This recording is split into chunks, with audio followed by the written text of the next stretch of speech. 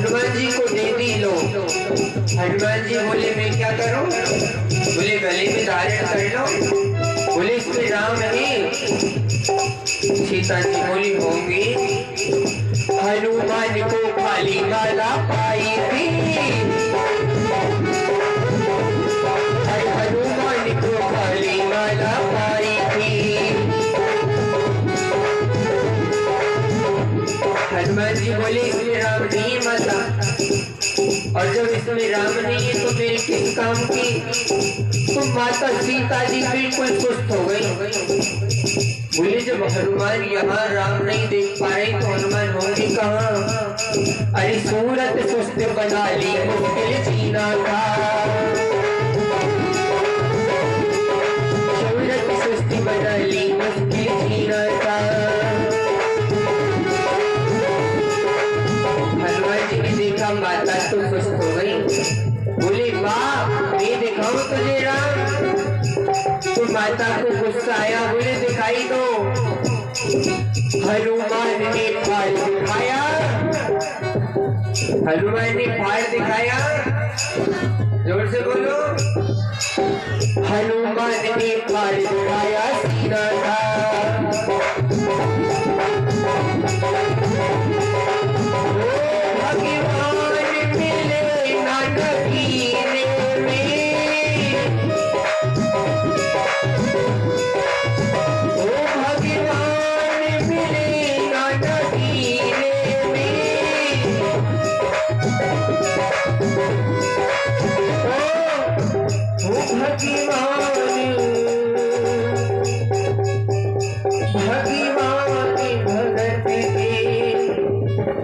ऐसे नहीं बोलो।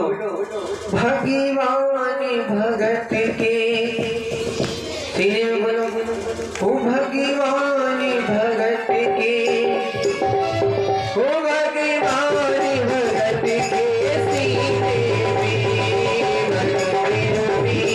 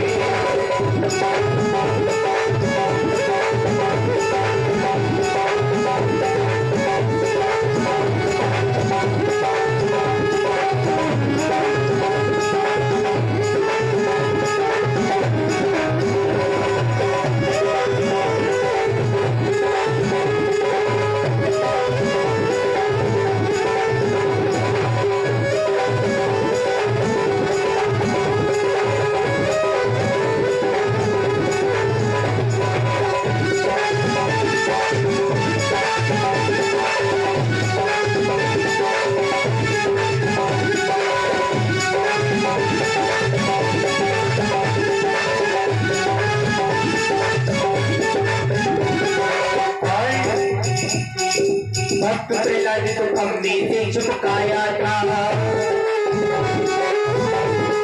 भक्त प्रहलाद तो हमने से चुपकाया था।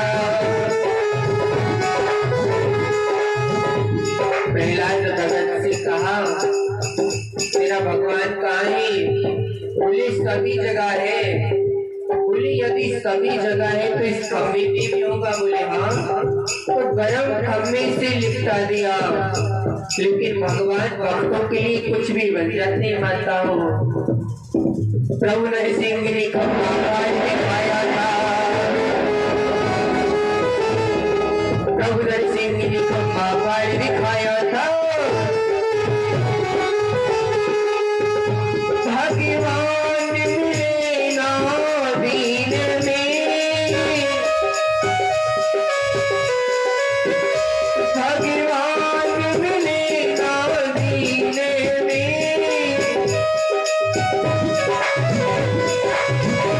भगवान भगत के सीने में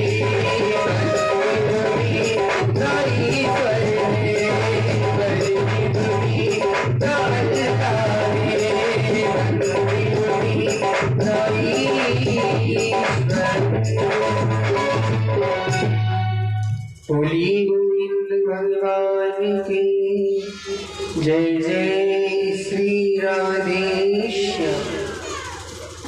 भैया भगवान तो भक्त के हृदय में रहते हैं, पर कोई ढूंढने वाला हो बताओ। ढूंढने वाला पहले आवश्यक है। कुछ लोग कहते हैं कि भैया भगवान तो सभी में होते हैं, भगवान तो सभी जगह होते हैं, इसीलिए हम पूजा पाठ करने मंदिर नहीं जाते, इसीलिए हम ज़्यादा ढोंग नहीं करते, हम तो सबको भगवान ही मानते हैं। भैया ये सत्य बात है कि भगवान सब में है, पर क्या सब में भगवान को देखने की आपकी आंखें नहीं? क्या आप सबको भगवान में देख सकते हो, या सब भगवान की जगह आपको सब में भगवान नजर आ सकता है? नहीं आ सकता। इसके लिए तो प्रक्रिया करनी होती है माताओं, कष्ट करना पड़ता है, साधन करना पड़ता है, तब परमात्मा हमें सब में नजर आ सकता है। अच्छा बताओ, घी किससे बनता है? दूध से। अब हम कहने लगे कि भैया आज हमारे पास घी नहीं है, आज दीपक दूध से जलाना है, तो क्या दूध से दीपक जलेगा? जलेगा? नहीं जलेगा। अच्छा भैया कोई बात नहीं, दूध से मत जलाओ, दूध में से ही छाछ बनी है, आप तो आज छाछ में से जला दो, जलेगा? नहीं जलेगा।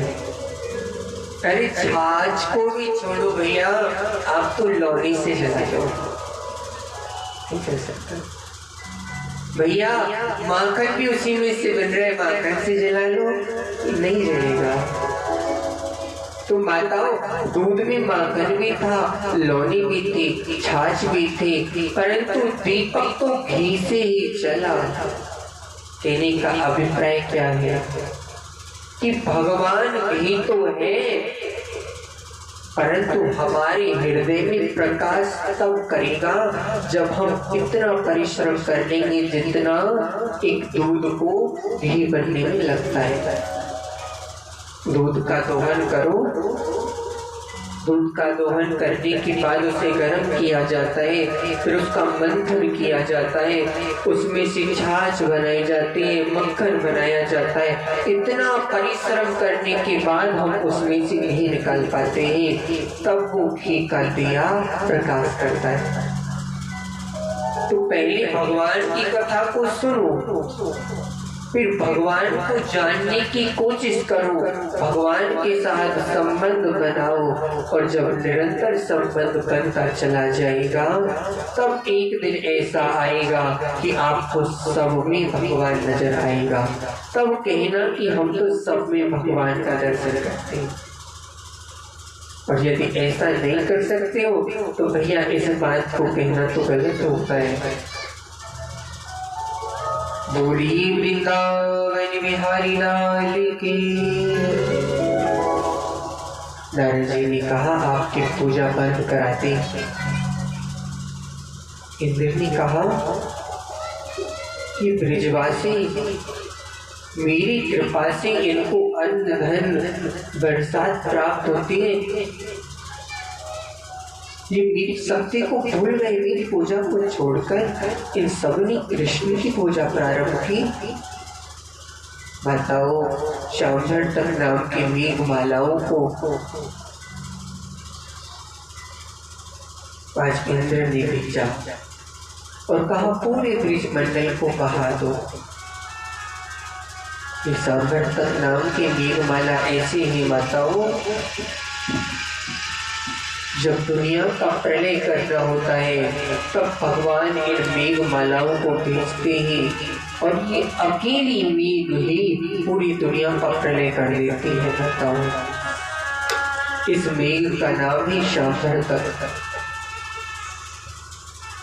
उस मेघ को स्नान समझने आज ब्रजमंडल पर भेजा। चारों तरफ आंधी तूफान बरसात।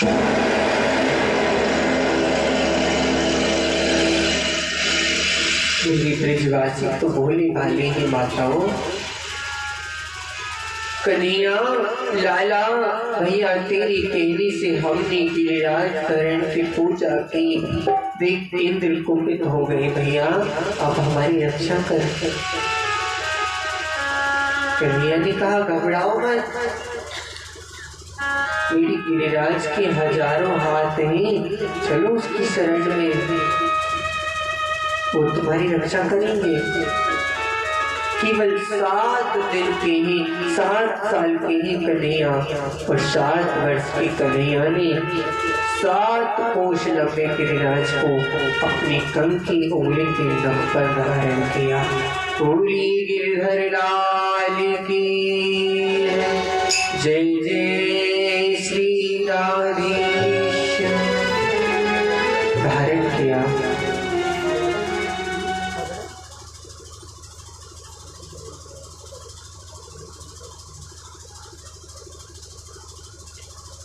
गिरिराज को धारण किया और सभी ब्रजवासियों से कहा भैया अब आ जाओ, इसके नीचे तुम्हारी सहायता होगी। सभी ब्रजवासी गिरिराज के नीचे आ गए माताओं, और पानी जितना भी बरसा सब साथ के साथ सूखता रहा। 7 वर्ष के कृष्ण ने 7 दिन और 7 रात तक गिरिराज को अपनी कंठ की उंगली के नख पर रखा,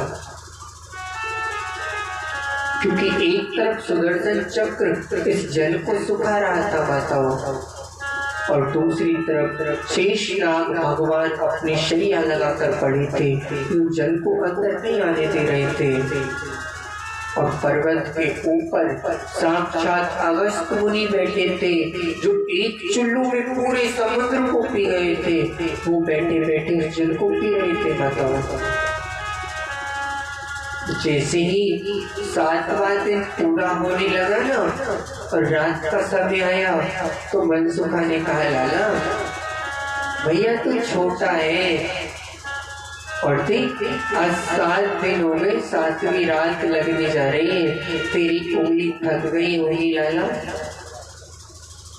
परंतु जैसे उठाया था ना तो सभी ने छड़ी लगा ली थी, और यहाँ यशोदा माता ने कहा था तनकी सब देव सहारो, हरि गिरि न पड़े गिरिवर भारो।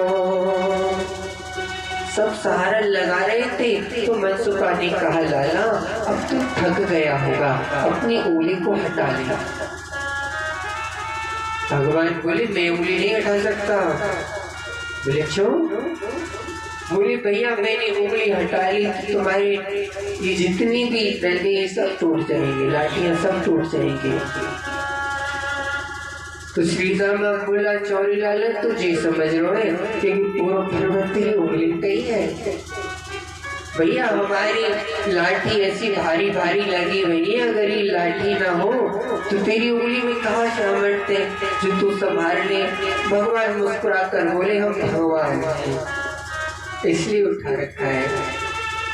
अच्छा ब्रिज में आज भी कोई भगवान नहीं मानता, बाकी बिहारी के दर्शन करने जाते हैं पर भगवान कोई नहीं कहता। कहते बिहारी जी के दर्शन करने जा रहे हैं, लाला के दर्शन करने जा रहे हैं। बरसाने जाओ तो राधा जी को भक्त नहीं, भक्त भगवान नहीं मानते, कहते हमारी लाडली जी है, हमारी तो किशोरी जी है।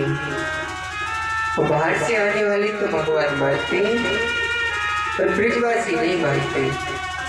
तो भगवान मुस्कुरा कर बोले हम भगवान नहीं। तो श्रीनाथ बोला चोरे तेरी ऐसा कौन सा काम करो जो तू भगवान है? हे भैया हमारे संग रोज माखन चुरावे, तू कहते हैं शर्मिला रही लाला। अरे हम तो सोच रहे 7 दिन है गए भैया, थको हो जाते लाठी लगा रखी, मैं तो थोड़ा थक जाए हार जाए आराम कर। भगवान बोले मेरी पूतना मारी, अघासुर मारो, और भैया वो कालिया नाग भी ना तो बताओ तुम मेरे को या काम कर सके हो? तो श्रीदामा बोलो चल, तो मरी हुई पूतना में 10 घंटा डंडा तो मैं नहीं बजाए। भगवान बोले अच्छा तो ये बता, हमने काली अनाग ना तो बोले वहां में तेरी शक्ति नहीं मेरी। बोले कैसे? बोले देख मैं ब्राह्मण को बालक भैया, अब जब तू गेंद डालते ही पानी में, तू गेंद लेने के ताई भैया तेरी छलांग लगाई, मैंने सोची लाला तो छोटो है और वो नाग बड़ो भयानक है, तो मैंने मंत्र लियो सिद्ध मंत्र और वो सहज में यमुना जी ने छोड़ दिया और वो मंत्र सीध हो जाकर कालिया नाग के मुंह पे पड़ो। और भैया अजय हमारे ब्रज की 2-3 तारी बड़ी प्रसिद्ध है, बताओ। वैसे तो ब्रज में बिना गाने की कोई बात होती नहीं है, बोलन दहेला बचनंत गाली, पर ब्रज की गाली भी बड़ी प्यारी होती है। तो 2 गाली बहुत थी, एक सारे और एक दारी के। माता तो की दारी के, पिता भाई की सारे। अच्छा सारे अलग होता है, सारे अलग होता है। तो बोले जा सारे बाकी मुंह पे जाके परो मेरो मंत्र और बाको सगरो जय मेरे मंत्र ते समाप्त है वो भैया। और तेने जाके बाकी पूछ पकड़ ली, तेरो नाम है वो कि कन्हैया ने कालिया नाग नाथ दियो, मेरे मंत्र ते तेने कालिया नाग पकड़ो। बोली ठीक है भैया। तो भगवान ने कहा मैं उंगली हटा लूं? बोले हटा लो। भगवान ने कहा संभाल लेना? हाँ संभाल लेंगे। तो जिस समय गिरिराज को उठाया था तो उंगली थी ऐसे, बताओ बिल्कुल सीधी, ध्यान देना। और उंगली पर नहीं था, उंगली के नख पर था। तो भगवान से जब इन लोगों ने ज्यादा कहा तो भगवान ने कहा ठीक है। अब भगवान की ऐसी उंगली थी सीधी और भगवान ने हल्की सी टेढ़ी की तो नखून से उतरकर उंगली पर आने लगे। और जैसे ही उंगली पर आने लगे सारी लाठी चल करती टूट गई और सभी ब्रिजवासी ने हिल्ला की, अरे लाला रोक रोक रोक भैया, तेरी गोबर तो नीचे आए। भगवान ने वही कि वही उंगली को थोड़ा सा टेढ़ा किया, बताओ। सभी ब्रिजवासी की सांस में सांस आई। बोली लाला तू भैया सही कह रहा हो। फिर कहा भैया कि गिरिराज तो तेने रोक रखी, भैया थोड़ी देर और नहीं रोके अपनी उंगली है तो हमारा तो राम राम सत्य ही है जाता। बोले अच्छा अब मान लिया तुमने?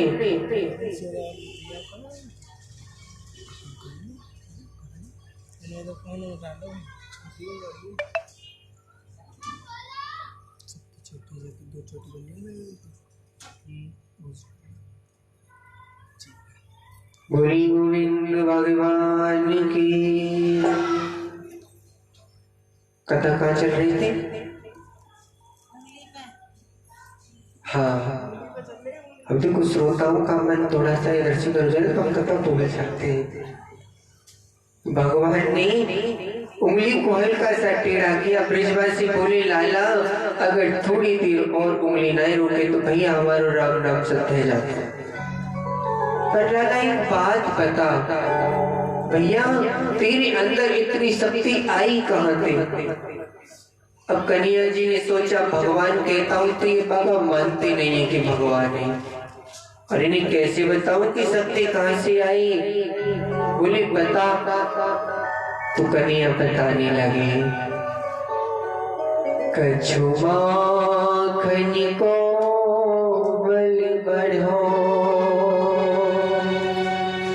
हरि कछु माखन को बल बढ़ो, कछु गोपन करी सहाय, श्री रामदासु की कृपा सो मेरी गिरिवरी लयो ठाय।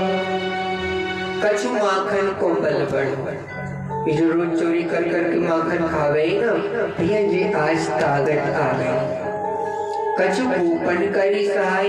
बोले हमारी बात नहीं चलेगी, यदि हमने सहायता की होती तो लाठी क्यों टूटती? तो लाला हमने कौन सी सहायता की नहीं? भगवान बोले अब तो फंस गए, क्या जवाब दें?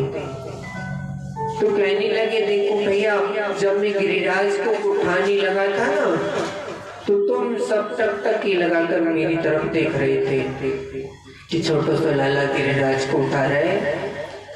तो भैया जब तुम सब मेरी तरफ नजर मिलाकर देख रहे थे, ठीक उसी समय तुम्हारी आंखों से मैंने तुम्हारी शरीर की आधी आधी शक्ति खींच ली थी।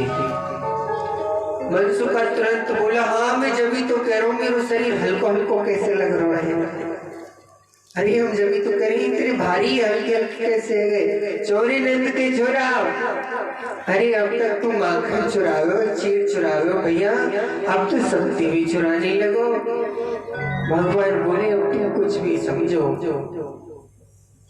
इंद्र माताओं 7वीं रात्रि को पूरा होने के बाद 8वें दिन आए, क्षमा मांगी, बोले मुझे माफ कर दो, अपराध हो गया, आपको पहचानने में मैंने बहुत बड़ी गलती कर दी ना।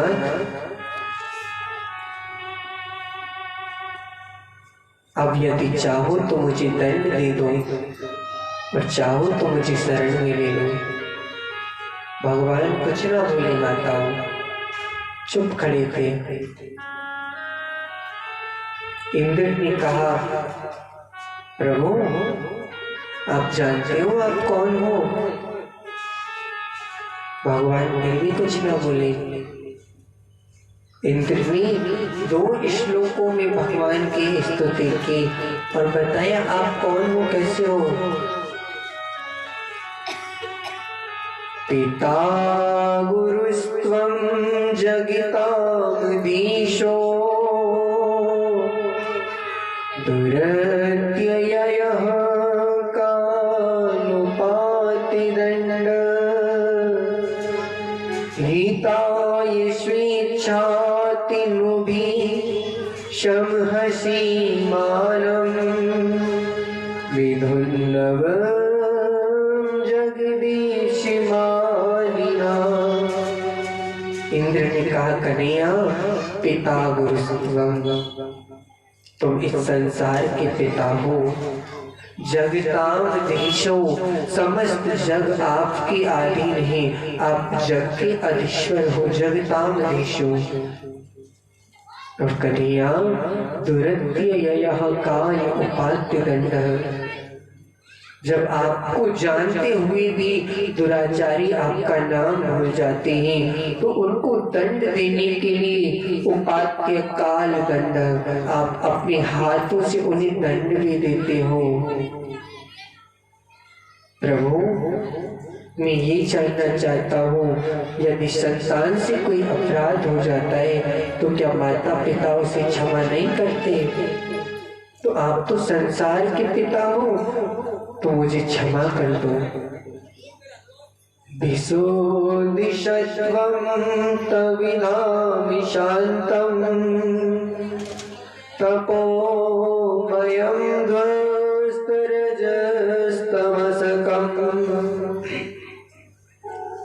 मायामयोऽयं गुणिशं प्रवाहो न विद्यते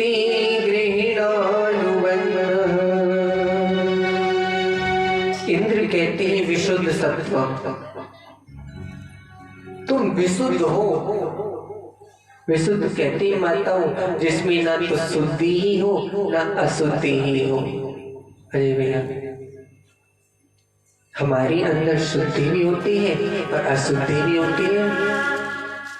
स्नान आदि कर लेते हैं तो शुद्ध हो जाते हैं, भगवान की कथा सुनकर शुद्ध हो जाते हैं, परंतु संसार में फंसकर हम अशुद्ध भी होते हैं। परंतु इंद्र कहते हैं कन्हैया विशुद्ध सत्वम, तुम विशुद्ध सत्य हो।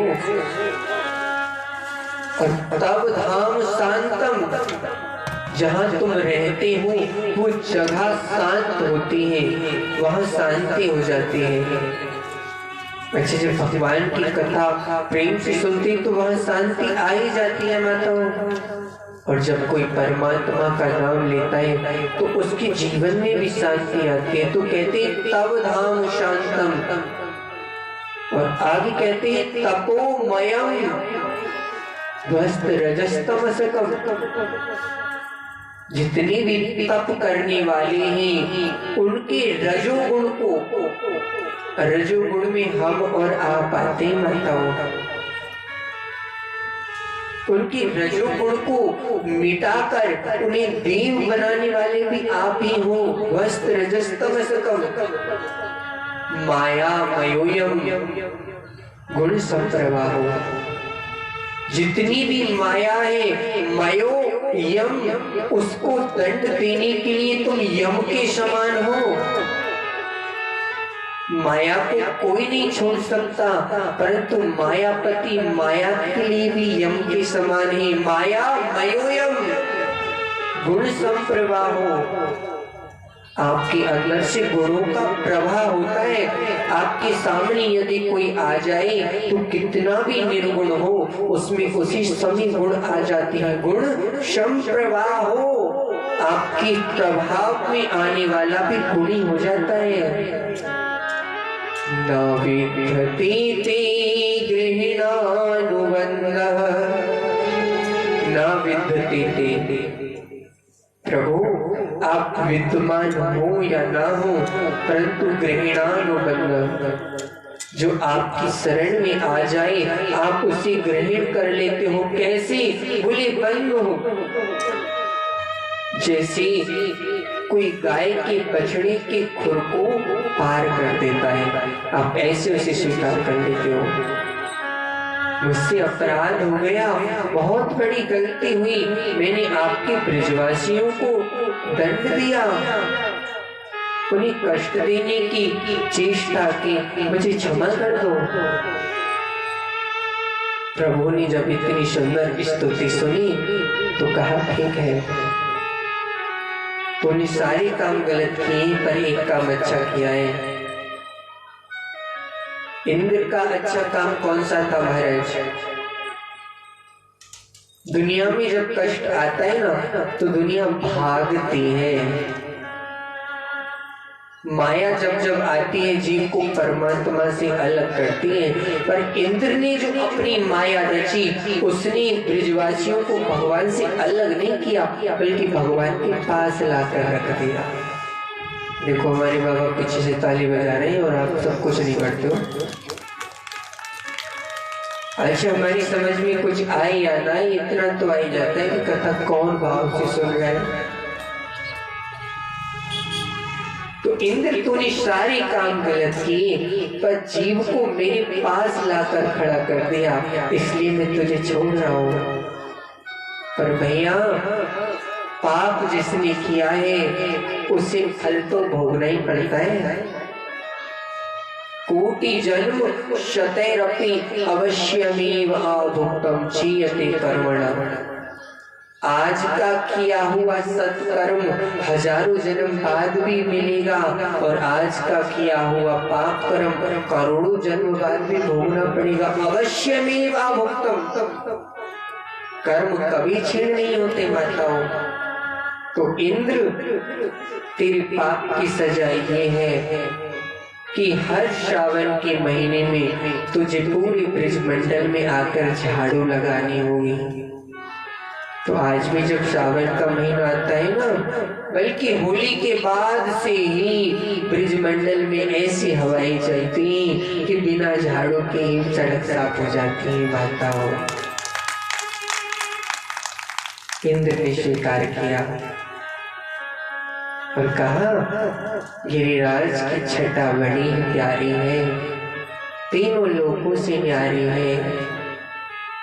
भाई हम और आप भी थोड़ी सेवा गिरिराज की कर ले। बोले गिरिराज भगवान की हरी छटा तेरी तीन लोक से न्यारी है, गोवर्धन महाराज छटा तेरी।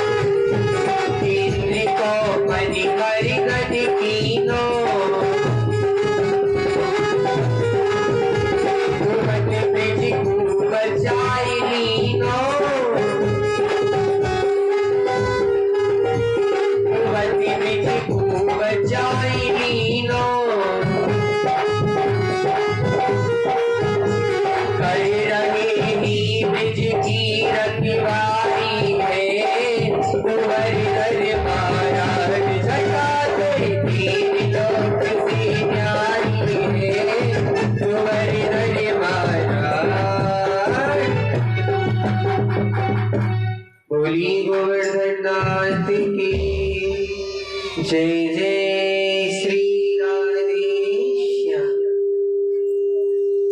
गिरिराज की लीला सुनाई।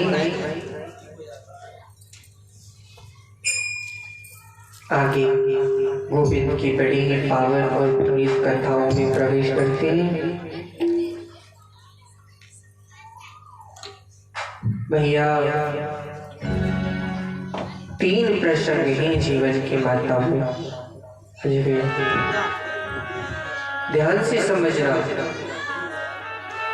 कृष्ण के चरित्र को समझना बड़ा कठिन नहीं भैया।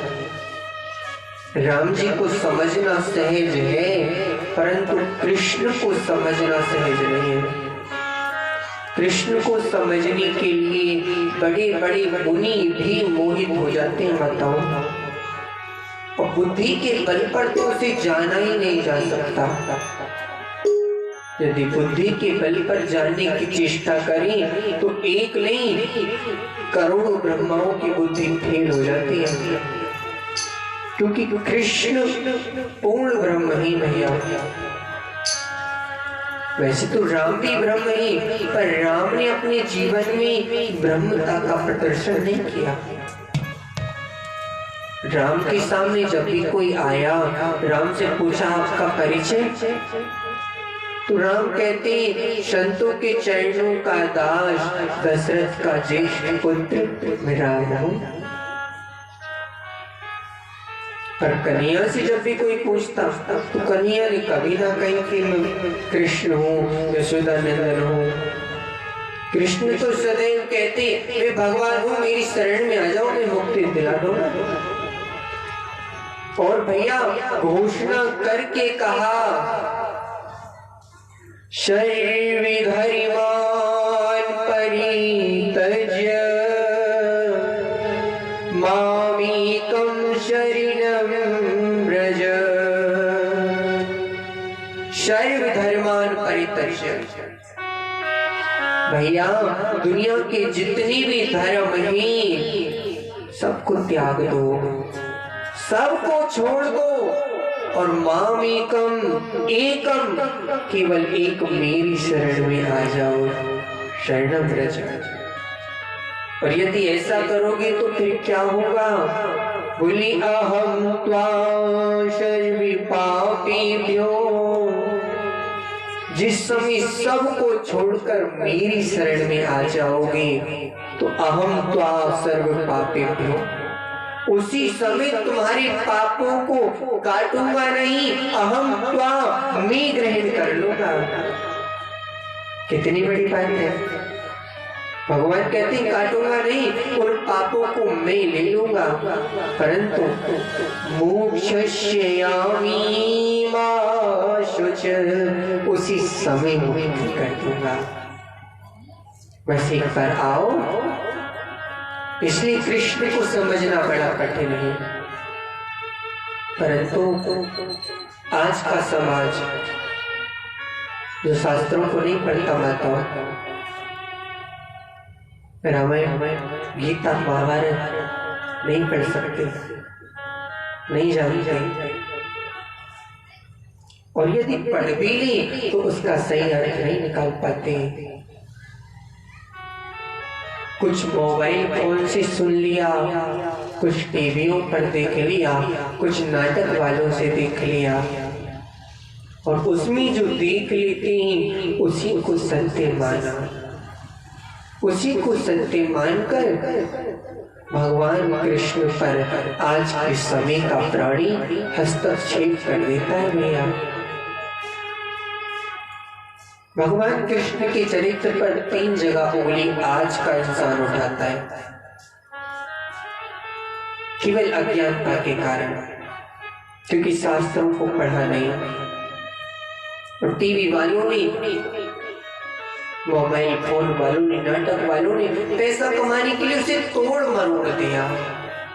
पहला कि भगवान माखन चोरते, ध्यान से समझना, जानना कि तुम्हारी संस्कृति क्या है।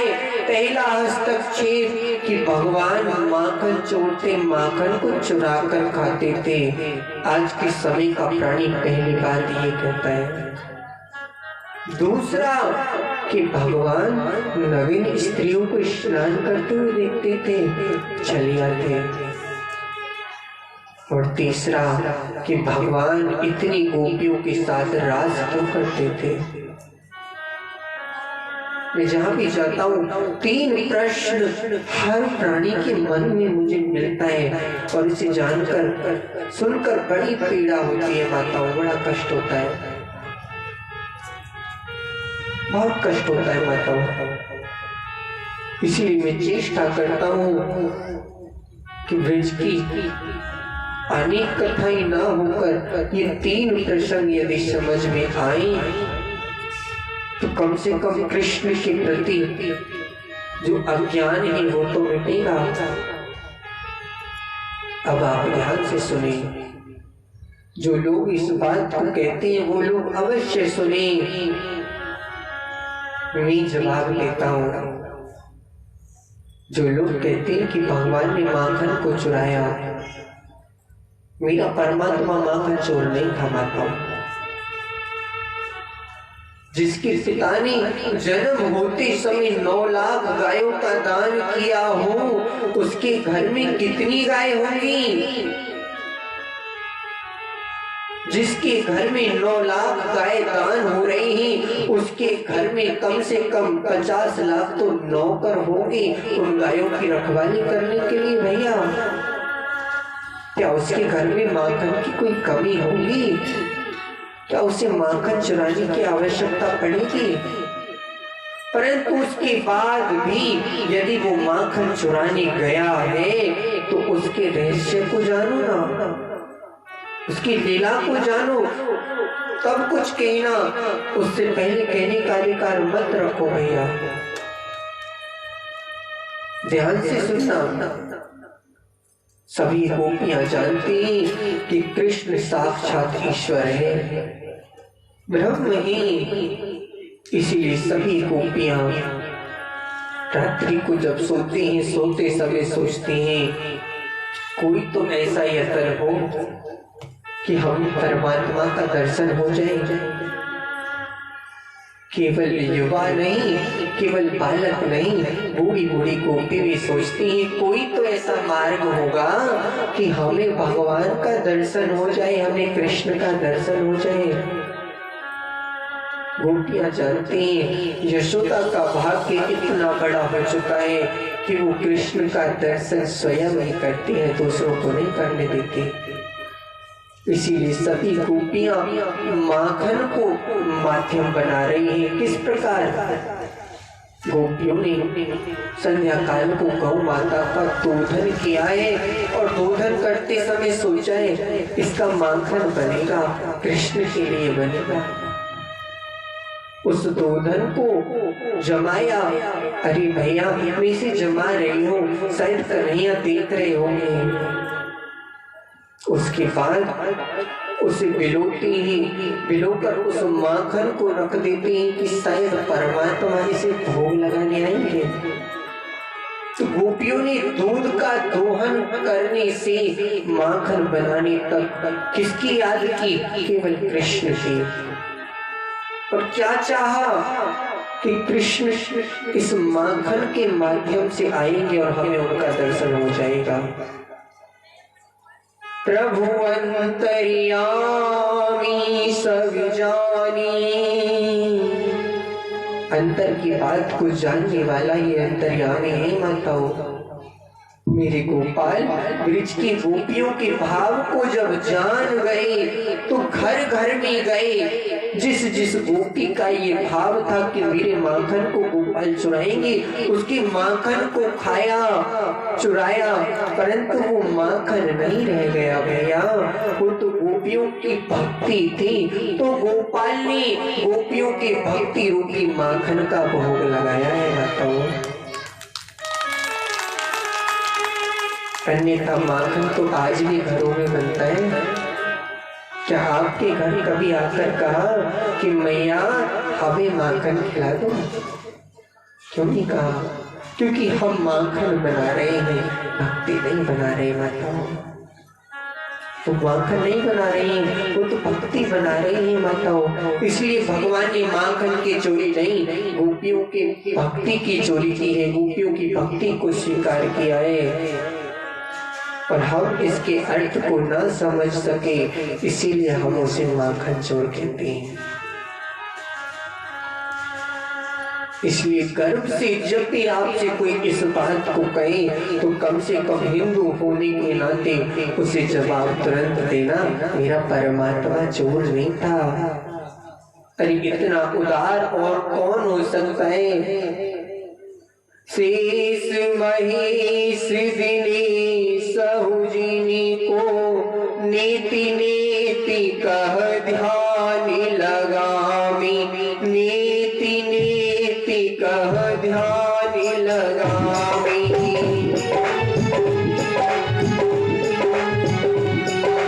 शेष महेश दिनेश सुरेश सहु नीति नीति कह ध्यान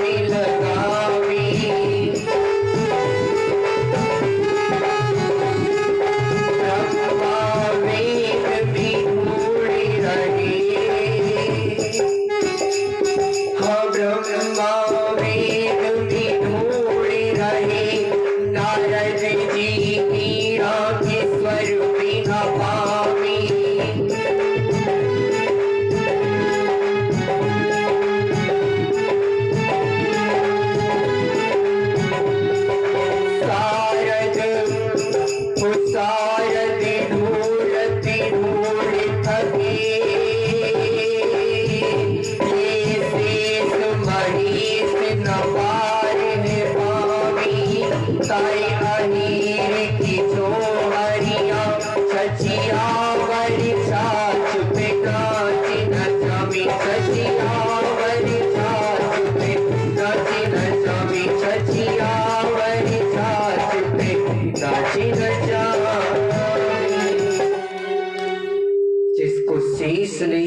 पाते, महेश नहीं ढूंढ पाते, शेष मुख शेष नाग जिसका पार नहीं पाते, ब्रह्मा भी वेद में ढूंढ ढूंढ के हार जाता है। अरे भैया, धन्य है उन गोपियों की भक्ति कि उसे माखन के ऊपर वो नाच नचा रहे हैं।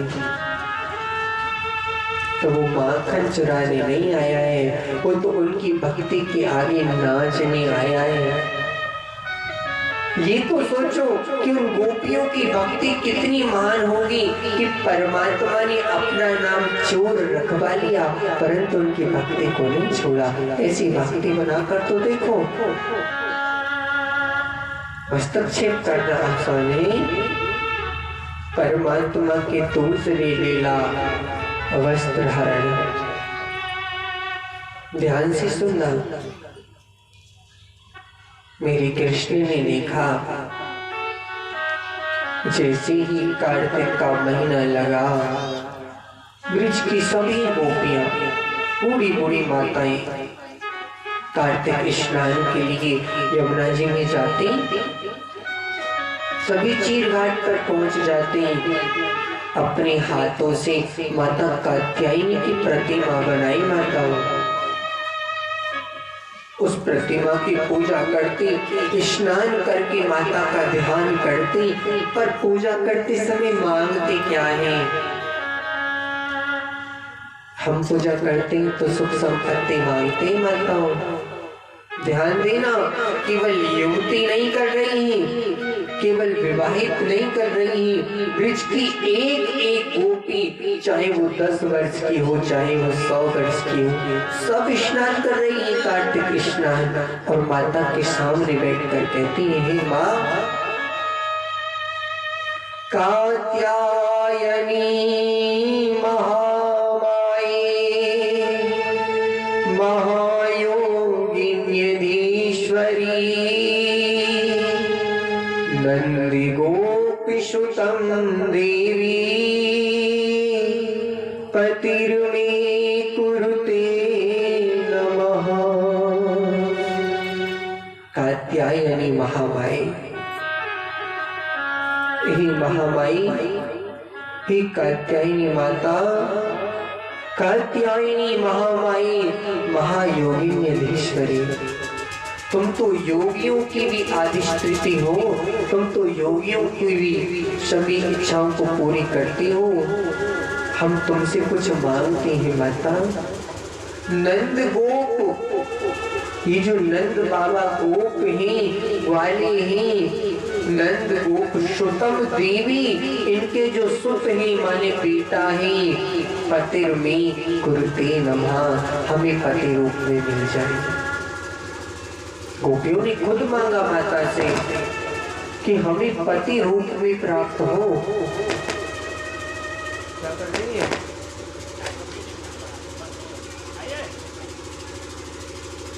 तो परमात्मा ने देखा कि ये गोपियां माता की पूजा कर रही है, बहुत अच्छी बात है, मुझे पति रूप में मांग रही है, ये भी अच्छा है, परंतु इनकी पूजा की पद्धति अच्छी नहीं है, इनकी पूजा करने का तरीका अच्छा नहीं है, क्योंकि ये पूजा करने से पहले नवीन स्नान कर रहे हैं।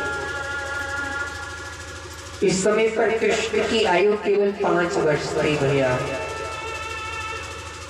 तो 5 वर्ष का बच्चा किसी को ज्ञान का उपदेश करे ना माता, तो बड़ा अजीब अटपटा लगेगा। और कहा कि बीच में बिल्कुल भी ना रोके, जितना भी ब्रज का ग्रह है सब चलने दे।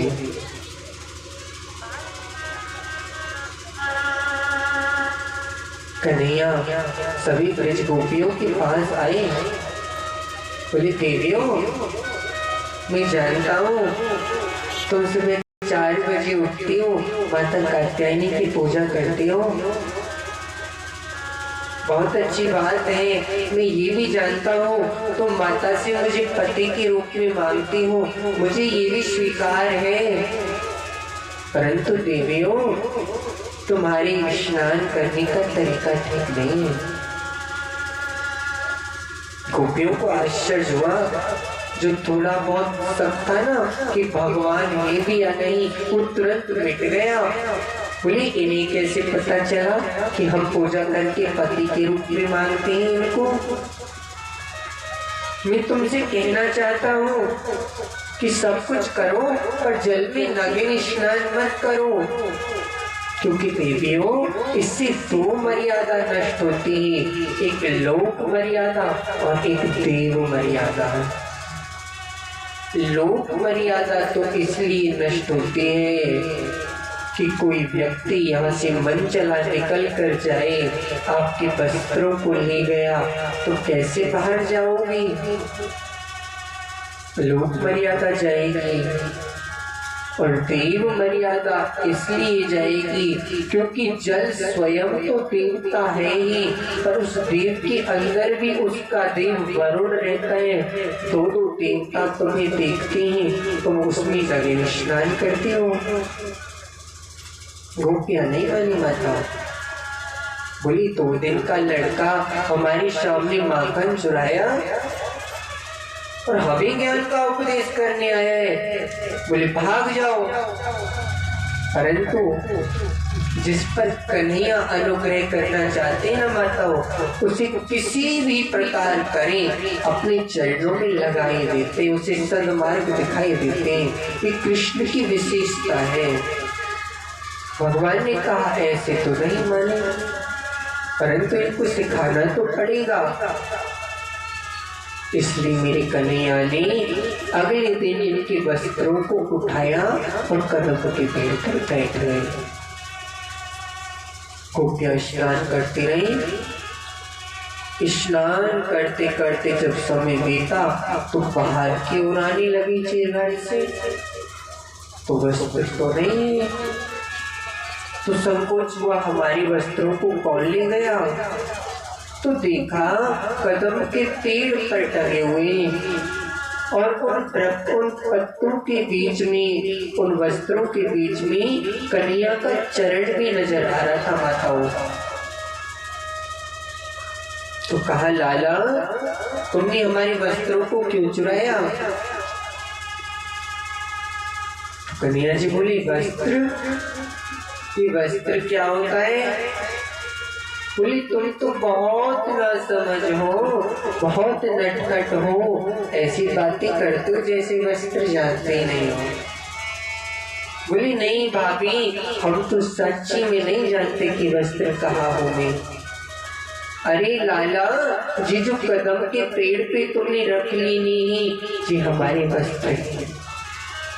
तो कन्हैया ने भी थोड़ा विनोद किया, बोली वस्त्र नहीं, ये तो मेरे कदम पर नया फूल आया है। बोली ऐसे रंग बिरंगे फूल? बोले मैं अलग, मेरा कदम अलग, तो मेरे कदम का फूल भी अलग। लाला हमारी वस्त्र वापस दो। यहाँ 3 प्रकार की, 4 प्रकार की गोपियां थी माताओं, ध्यान देना। कुछ ब्राह्मणी थी, कुछ क्षत्रिय थी, कुछ वैश्य थी और कुछ शूद्र थी। तो जो ब्राह्मण प्रवृत्ति की थी उन्होंने ज्ञान की बात की। लाला देखो एक कुलीन पुरुष को चाहिए, एक कुलीन सदस्य को चाहिए कि ऐसे निष्ठा का कार्य न करे। भगवान बोले हम नहीं देंगे, क्योंकि जब हम ज्ञान की बात बता रहे थे तो तुम्हें समझ में नहीं आई थे।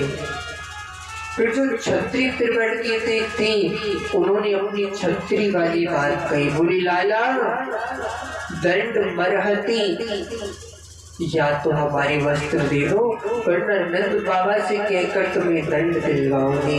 कन्हैया जी को ये पहले बाहर तो जाओ। अरे मोको तो दंड जब मिलेगो, पहले तुम बाहर तो निकलो। बेचारी बाहर तो नहीं जा सकती, चुप हो गई।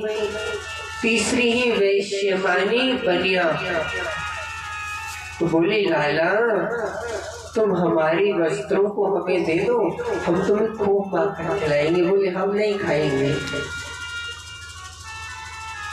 और चौथी प्रवृत्ति की तो कहते हैं हानातिदास्यं चरिणं प्रेष्ठी। कन्हैया हम तुम्हारी दासी हैं, दासों को कष्ट नहीं देते थे। तो जैसी दास कहा भगवान प्रसन्न हो गए, क्योंकि भगवान के सामने झुकना ही भगवान को अच्छा लगता है। भगवान बोले आज के बाद नवीन स्नान तो नहीं करोगे? बोले नहीं, अब नहीं करेंगे। भगवान ने वस्त्र दे दिए। अब सोचने की बात ये है कि राजा परीक्षित ने प्रश्न किया, गुरुजी ये भगवान ने अच्छा नहीं किया। चलो मैं मानता हूँ कि वो भगवान है, पर इंसान बनकर आए थे तो फिर ऐसा क्यों किया? तो प्रश्नों का जवाब दे रहे हैं कि जिसकी कथा को तुम सुन रहे हो वो साक्षात ईश्वर है, पहले समझो। माताओं शब्द को ध्यान देना।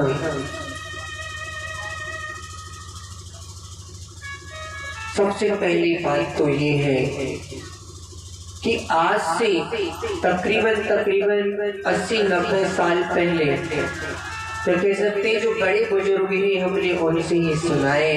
वो कहते थे कि 10-12 साल का बच्चा नंगा घूमता था, बड़े बूढ़ों के समय पर घूमता था। तो बताइए जब बड़े बूढ़ों के समय, आज के बड़े बूढ़ों के समय पर 10-12 साल का बच्चा नंगा घूमता था। क्यों? क्योंकि उसको इस प्रकार का ज्ञान ही नहीं था कि काम की वासनाएं कुछ होती हैं या नहीं। ये तो आज गंदगी आई है हमारे समाज में कि छोटा सा बच्चा भी कक्षा को नहीं पढ़ने देता। इसीलिए आज से 5,500 वर्ष पहले जब भगवान इस लीला को कर रहे हैं तो भगवान की आयु केवल 5 वर्ष की। तो जब आपके समय का 10-12 साल का बच्चा नंगा घूम सकता था, तो क्या आज से 5,500 वर्ष पहले 5 वर्ष के कृष्ण ने उन गोपियों को नगे नाते हुए देख लिया तो पाप होगा? 5 वर्ष के बच्चे को क्या ज्ञान कि स्त्री और पुरुष के संबंध क्या होते हैं? तो ये तो लोक मर्यादा, और अब जानिए देव मर्यादा। गोपी कौन है? गोपी है माताओं जीव। गोपी मानी जीव, हमारी और आपकी तरह। और कृष्ण कौन है? बोले कृष्ण ही ईश्वर परमात्मा। तो फिर ये वस्त्र क्या है? चलो गोपी माने जीव हो गया, कृष्ण माने ईश्वर हो गया, तो वस्त्र क्या है? बोले वस्त्र है अविद्या माने अज्ञान। अच्छा ज्ञान होता तो नगे नहीं नाते माताओं। अज्ञान था, अविद्या थी, तो कृष्ण रूपी परमात्मा ने जीव रूपी गोपी की अविद्या रूपी वस्त्र को चुराया था। किसी लहंगा फरिया को नहीं चुराया था, अविद्या अज्ञान को चुराया। तुम ज्ञानी बनकर आए हो, मन में अभिमान होगा, परंतु जब परमात्मा के सामने बैठ जाओगे, कथा सुनोगे, तो वो ज्ञान फिर आपके अंदर अभिमान पैदा नहीं करेगा, उसमें से अहंकार को निकाल देगा। माने जब भगवान के पास ज्ञान जाता है तो वो शुद्ध होकर जाता है, और जब इंसान के पास ज्ञान होता है तो उसमें अहंकार और अज्ञानता होती है। इसीलिए कृष्ण रूपी परमात्मा ने गोपी रूपी जीव की अविद्या रूपी वस्त्रों को माने अज्ञान को चुराया, और जब ज्ञान हो गया, उस ज्ञान में भक्ति का रंग चढ़ गया, तो उसे वापस कर दिया। इसलिए कभी मत कहना कि भगवान वस्त्र चोरते। भगवान वस्त्रों के चोर नहीं थे, भगवान तो अज्ञान को मिटाने वाले हैं। बताओ तीसरा प्रसंग कि भगवान ने महाराज क्यों किया। अच्छा, दो प्रसंग तो समझ में आ गए, मन में शंका तो नहीं रही ना। अब कोई पूछेगा कि भगवान वस्त्र चुराते तो क्या कहोगे? क्या कहोगे? भगवान अज्ञान को चुरा रहे थे। नग्न स्नान करना ज्ञान नहीं होता, मर्यादा नहीं होती। अब कोई पूछेगा कि तुम्हारे भगवान माखन चोर क्यों थे? अरे जा, मेरे कन्हैया माखन चोर नहीं था, भक्ति को स्वीकार किया था। तुम करा के तो दिखा दो। अब तीसरा प्रसंग सुनी कि भगवान ने महाराज क्यों किया। जिस समय वस्त्रों को लौटाया, माता कात्यायनी की पूजा कराई, तो सभी गोपियों को भगवान ने कहा था कि तुम मुझे पति रूप में चाहती हो ना, मुझे स्वीकार है, हमारा मिलन अवश्य होगा, क्योंकि जीव और परमात्मा का मिलन होना आवश्यक है। अब जैसे ही शरद पूर्णिमा की रात्रि आई तो भगवान ने अपनी कलकल निनादनी वेणु का निनाद किया, जिसके सामने सब अणु हो जाए, सब छोटे हो जाए, उसे वेणु कहते हैं भैया। भगवान ने जैसे ही बंसी बजाई तो ध्यान देना, बंसी एक है, बंसी को बजाने वाला कृष्ण एक है, परंतु बंसी के स्वर सब गोपियों को अलग अलग सुनाई देते हैं। कोई गोपी गौ माता का दूध दोहन कर रही थी तो उसे लगा कृष्ण की बंसी मुझे बुला रही है, मेरा नाम लेके पुकार रही है। कोई पति को भोजन करा रही थी, भोजन की थाली वहीं छोड़ दी, कृष्ण तो मुझे बुला रही है। सभी के कानों में अलग अलग नाम से बंसी पहुंची।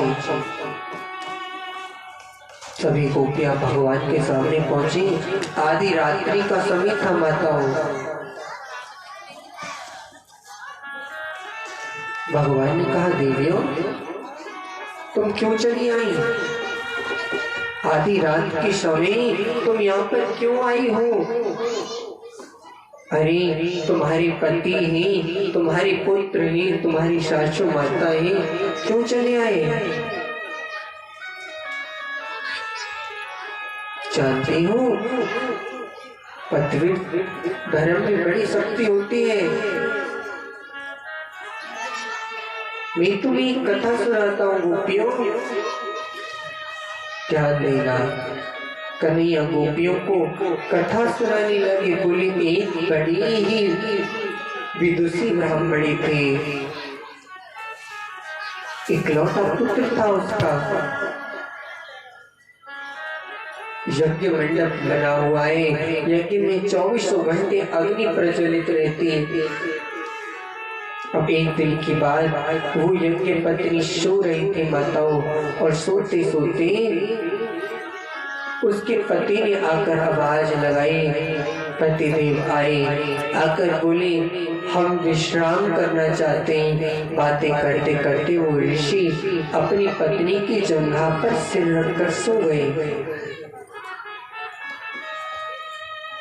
जैसे ही जंघा पर सिर रखकर सोई, महात्मा को नींद आ गई। उसी समय उस माता ने देखा कि उसका एक छोटा सा इकलौता बच्चा खेलता खेलता अग्निकुंड की ओर जा रहा था। अब बेचारी उठ नहीं सकती थी माताओं, क्योंकि यदि उठती तो पति की नींद खुल जाती, और नींद खुलती तो पतिव्रत धर्म नष्ट होता। चुपचाप आंख बंद करके भगवान से प्रार्थना करने लगी, मेरे पुत्र की रक्षा करना। इतने ही समय में बच्चा खेलता खेलता अग्निकुंड में कूदा। बेचारी रो रही है, पर आंखों से आंसू नहीं गिरने देती, पति की आंख न खुल जाए। आधे घंटे बाद पति की आंख खुली।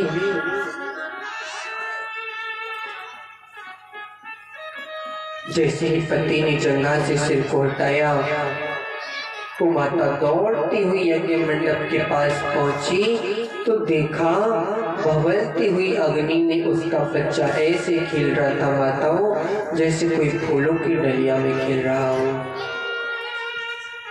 पतिव्रत धर्म ने अग्नि को भी अपना स्वभाव बदलने के लिए विवश कर दिया, क्योंकि अग्निदेव ने सोचा मैं अग्नि हूँ, सबको जलाने की ताकत रखता हूँ। पतिव्रत की शक्ति में इतनी होती है कि वो अग्नि को भी जला सकती है। गोपियों ने कहा ऐसी 10,000 कथाएं हम तुम्हें सुना देंगे। कन्हैया ध्यान से सुनना, जिस प्रकार तुम कहते हो उसी प्रकार हम कहते हैं कि एक पतिव्रत स्त्री जिसका नवीनतम विवाह होकर आया, पति का मुख देखे बिना वो बेचारी जल भी नहीं पीते थे। अब पति ने कहा कि अब हमें व्यापार के लिए बाहर जाना होगा, तो वो बेचारी बोली आप यदि चले जाओगे तो मैं तो आपका मुख देखे बिना जल भी नहीं पीते हो, कैसे रहूंगी? तो उसके पति ने कहा देवी ममता में कुछ भी नहीं है, विवाह को 1 महीना हो गया, काम काज तो करना होगा। तो पति कहकर चला गया। अब उस माता ने अपने पति जैसे एक पत्थर की मिट्टी की मूर्ति बनाई और उस मिट्टी की मूर्ति की वो पूजा करती माताओं, उसका मुख देखकर खाना खाते, भोजन करते। सारा पतिव्रत धर्म उस मिट्टी की मूर्ति पर दिखाती। समय बीता, व्यापार करके वो पति लौट कर आया, कुंडी लगी हुई है अंदर से और ये बाहर से आवाज दे रहा है दरवाजा खोलो, और वो अंदर बैठी बैठी उसके पूजन का समय था भोजन करने के लिए, तो अपने पत्थर की मूर्ति वाले पति की पूजा कर रही थी जो मिट्टी का बना रखा है। और स्वयं का पति बाहर खड़े होकर आ चुका है, आवाज लगा रहे हैं। तो कन्हैया मुझे ये बताओ कि इस समय उस नारी का कर्तव्य क्या है, जिसकी पूजा वो 1 वर्ष से कर रही थी, वो उस मिट्टी की पूजा करे या जो स्वयं का पति है पहले जाकर उस दरवाजे को खोलकर उसका स्वागत करे? भगवान बोले ये तो बहुत सीधी सी बात है। अरे जब अपना स्वयं का पति आ गया तो उसकी पूजा करो ना, फिर मिट्टी के पति की क्या आवश्यकता है? कन्हैया अपने ही मुख से तुमने स्वयं फैसला कर दिया। हमने भी इन मिट्टी के पतियों की बहुत सेवा की, क्योंकि हम और आप मिट्टी के तो हैं। और आज जब स्वयं परमात्मा रूपी असली पति आ गया है और हमने उसे पहचान लिया है, तो हम उसे कैसे छोड़ दें? हम तो तुम्हारी पूजा करेंगे। ये दृष्टि थी गोपियों की, जो प्रेम था गोपियों का। और जब ये तुम्हारे पास आ गई है तो फिर तुम स्वयं हमें जाने के लिए कहते हो क्यों?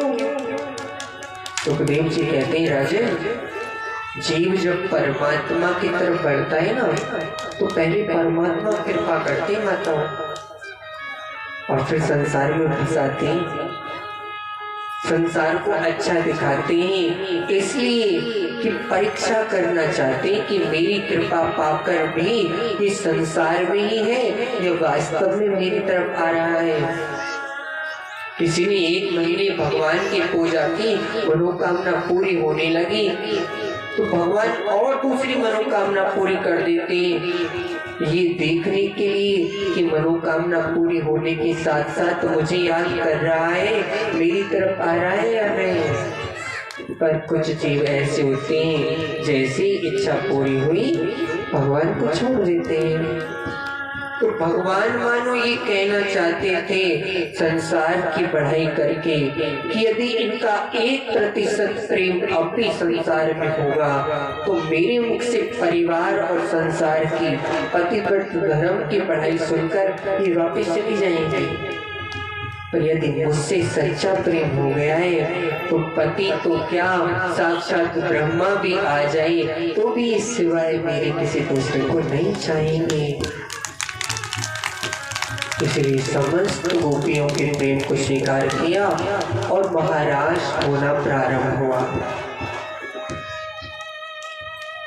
ये भजन महाराज पर बनाया था और इसमें उन हर लीला को डाला हमने जिस जिस लीला के लिए भगवान ने महाराज किया। अब आप ध्यान से सुनना कि महाराज में सम्मिलित होने वाली गोपी कौन कौन है। ये जो रास होने जा रहा है इसमें सम्मिलित होने वाली गोपी कौन कौन है, पर उससे पहले ये जानिए कि महाराज कृष्ण और गोपी का संबंध क्या है। हमने अभी आपको बताया था गोपी माने जीव और कृष्ण माने परमात्मा। तो भैया परमात्मा और जीव के मिलन में जो रास्ता बन जाए उसी को रास कहा जाता है। किसी नाचने गाने का नाम रास नहीं है। रास माध्यम बना परमात्मा और गोपियों के मिलने में, माने जीव के और परमात्मा के मिलन का जो रास्ता है वही रास है। एक संत कहते थे, हमारी ब्रज के संत का ही भजन था, मुझे रास आ गया है तेरे दर पे सर झुकाना। रास आ गया है, रास माने रास्ता ही होता है बताओ। तो आइए जानेंगे बड़े प्रेम से कि रास में कौन कौन आया। बोली रास बिहारी लाल की। और आप मीठे मीठे ताली बजाते रहोगे तो हमें समझाने में आनंद आएगा।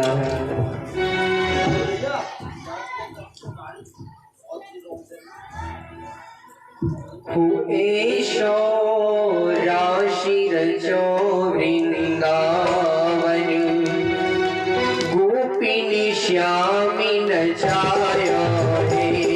हुएशो राशि रचो वृंदावन गोपिनी श्यामी नचायो रे।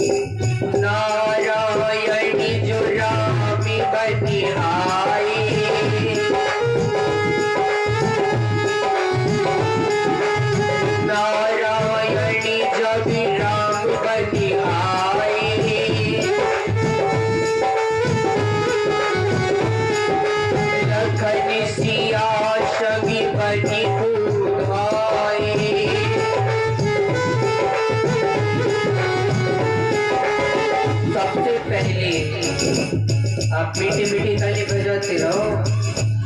नारायण जब राम बन आए, जब भगवान राम बनकर आए थे विष्णु भगवान, तो संग में सीता जी थी, लक्ष्मण थे।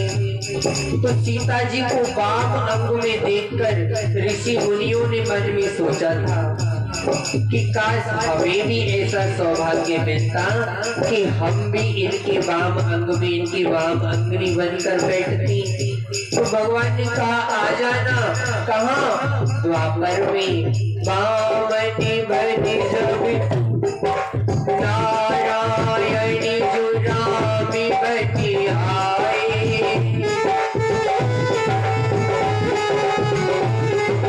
रखन शिया शगी बनी उधाए,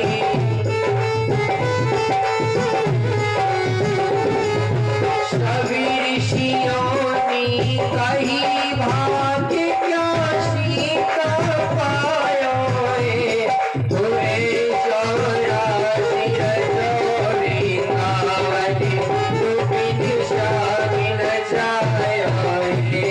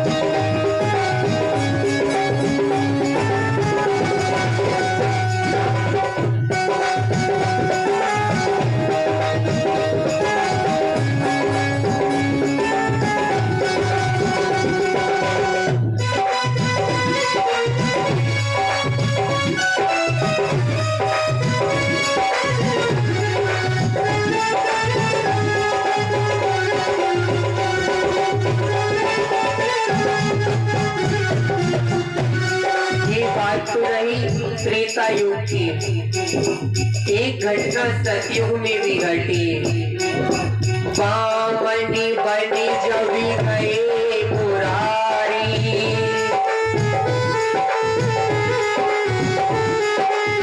जब वामन भगवान बनकर गए विष्णु भगवान बलि के द्वार पर, वो वामनी बनी जब गए मुरारी,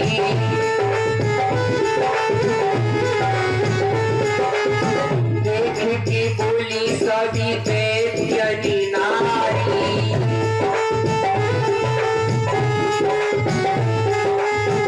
भगवान वामन इतनी सुंदर माताओं कि जितनी भी दैत्यों की रानियां थी, जितनी भी कन्या थी, सब मोहित हो गई।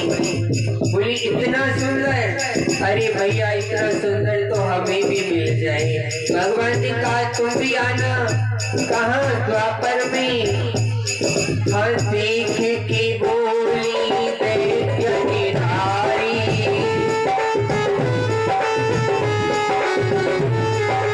हमें पूरी मिली जाए श्याम भाग बनाया है, भोरे शौराशी रजोरी कावली गोपिन शामी रजाया है।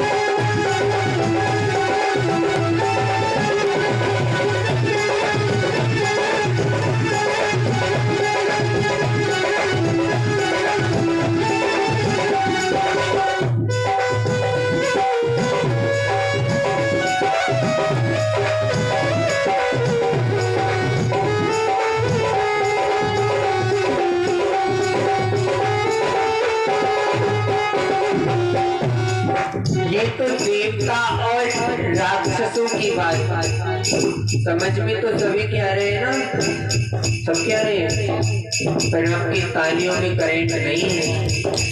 जब श्रोता भाव से ताली बजाती है तो वक्ता में 200 वोल्टेज का करंट आता है।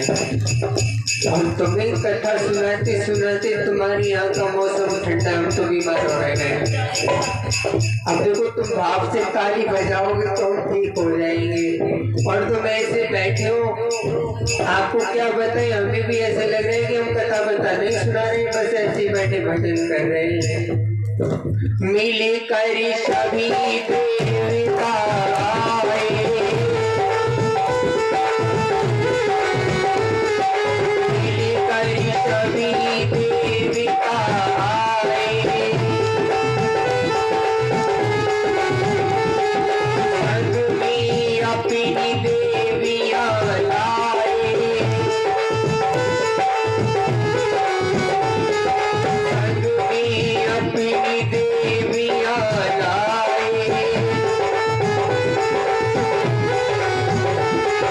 सबने मिल कर आज ये ढोल नगाड़ा बजाया है, तूने शाम राशि चोरी गावत, तूने शाम रचाया है।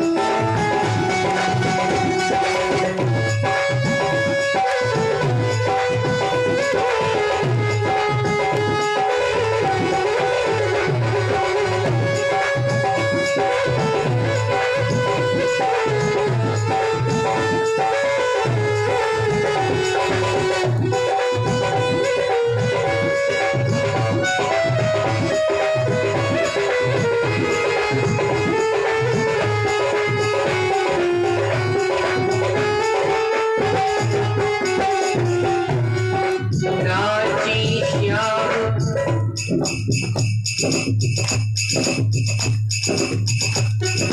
नाची श्याम आज मधुवन में,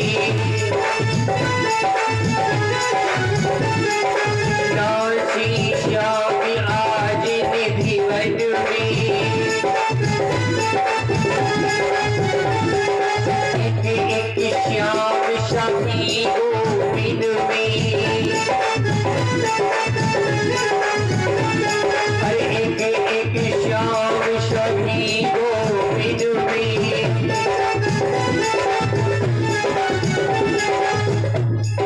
नाची श्याम आज मधुबन में, ऐसे नाचे कि आज भी नाच रही थी।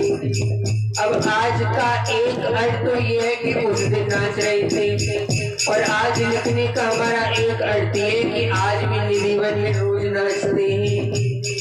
राजा परिचित की दिमाग बिल्कुल घूम गया, बोले गुरुजी ये भगवान नहीं हो सकते, इतनी नारियों के बीच में अकेले, वो भी सबका रूप बनाकर, बोले ये भगवान नहीं। सुनिकारी कथा के बीच परिचित दृष्टियों गाया है, तो ऐसा राज रसोई गावनी, गोविंद श्याम नचाया है।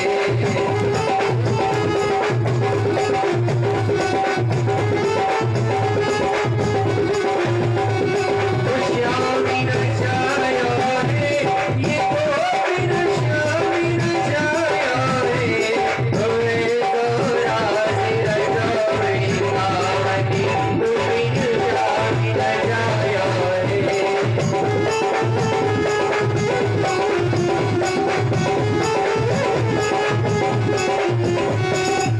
राजा परीक्षित ने जब प्रश्न किया कि ये भगवान का काम नहीं है कि इतनी गोपियों के बीच में नाचे, तो राजा परीक्षित से गुरुजी कहने लगे, सुखदेव जी राजन, ना तो साधारण भगवान सब देवों के देव ही मेरे कृष्ण साक्षात ब्रह्म ही, और ना ही गोपियां साधारण ही, इसलिए तुमने प्रश्न गलत उठाया है। इसलिए भगवान समझाने लगे, गोपिनी कुनारी मति जानो,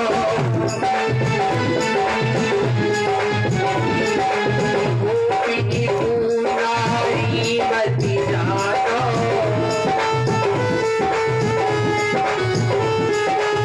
राजन, ये कोई साधारण नारी नहीं है, ऋषि मुनि गंधर्व पहचानो,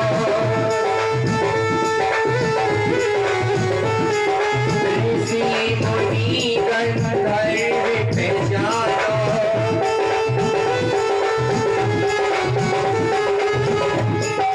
ऋषि मुनि ऐसे थोड़ी,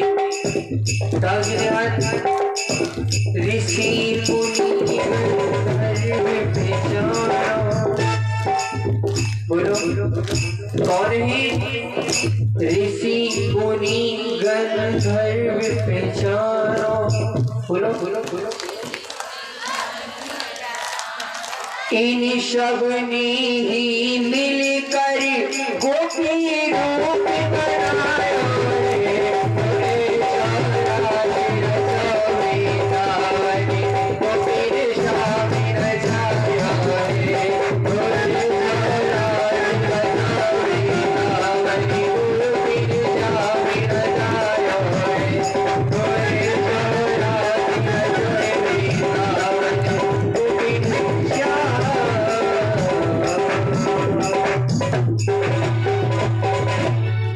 रास बिहारी लाल की जय। जय श्री राधेश्याम।